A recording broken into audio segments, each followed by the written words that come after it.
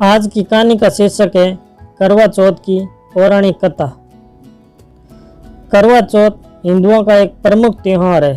शास्त्रों के अनुसार ये व्रत कार्तिक मास की कृष्ण पक्ष की चतुर्थी को मनाया जाता है। ये पर्व सौभाग्यवती स्त्रियां मनाती हैं। ग्रामीण स्त्रियों से लेकर आधुनिक महिलाओं तक सभी नारियां करवा चौथ का व्रत बड़ी श्रद्धा एवं उत्साह के साथ रखती हैं। सौभाग्यवती स्त्रियां इस दिन अपने पति की दीर्घायु एवं अखंड सौभाग्य की प्राप्ति के लिए गणेश जी की अर्चना करती हैं। करवा चौथ में दिन भर उपवास रखकर रात में चंद्रमा को अर्घ्य देने के उपरांत ही भोजन करने का विधान है। इस व्रत की विशेषता यह है कि ये व्रत केवल सौभाग्यवती स्त्रियों को ही करने का अधिकार है। इस व्रत के समान सौभाग्यदायक व्रत दूसरा कोई नहीं है। अतः सुहागिन स्त्रियों को अपने सुहाग की रक्षा हेतु इस व्रत का सतत पालन करना चाहिए।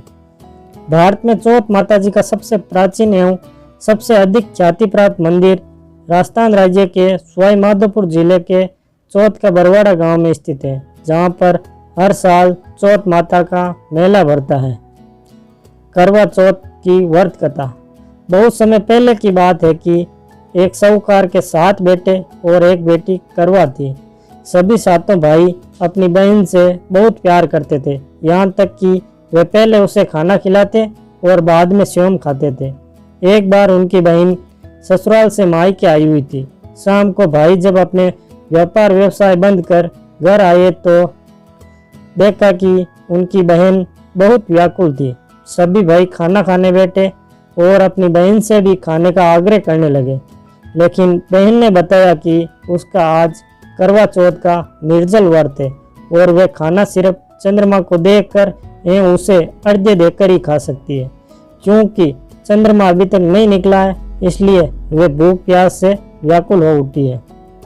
सबसे छोटे भाई को अपने बहन की यह हालत देख के नहीं जा रही थी, इसलिए वह दूर पीपल के पेड़ पर एक दीपक जलाकर चलने की ओट में रख देता है। दूर से देखने पर वह ऐसा प्रतीत होता है कि जैसे चतुर्थी का चांद उदित हो रहा हो। इसके बाद भाई अपनी बहन को बताता है कि चांद निकल आया है, तुम उसे अर्घ्य देने के बाद भोजन कर सकती हो। बहन खुशी के मारे सीढ़ियों पर चढ़कर चांद को देखती है और उसे अर्घ्य देकर खाना खाने बैठ जाती है। वे जैसे ही पहला टुकड़ा मुंह में डालती है तो उसे छींक आ जाती है।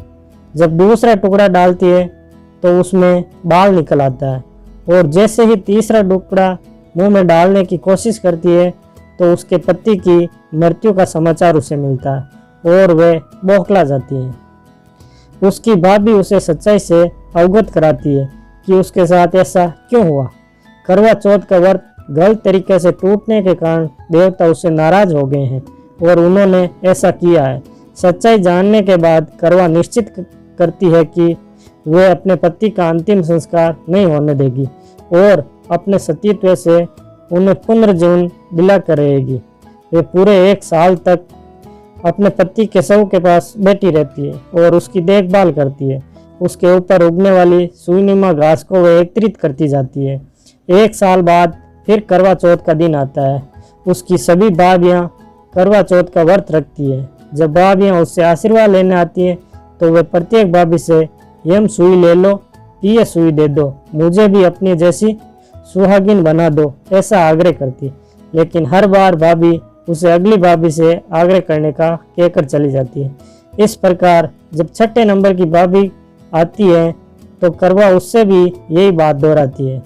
ये भाभी उसे बताती है कि चूंकि सबसे छोटे भाई की वजह से उसका व्रत टूटा है, अतः उसकी पत्नी में ही शक्ति है कि वे तुम्हारे पति को दोबारा जीवित कर सकती है। इसलिए जब वे आए तो तुम उसे पकड़ लेना और जब तक वे तुम्हारे पति को जिंदा नहीं कर दें उसे नहीं छोड़ना।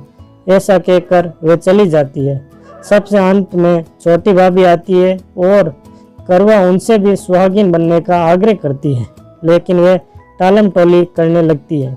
इसे देखकर करवा उन्हें जोर से पकड़ लेती है और अपने सुहाग को जिंदा करने के लिए कहती है।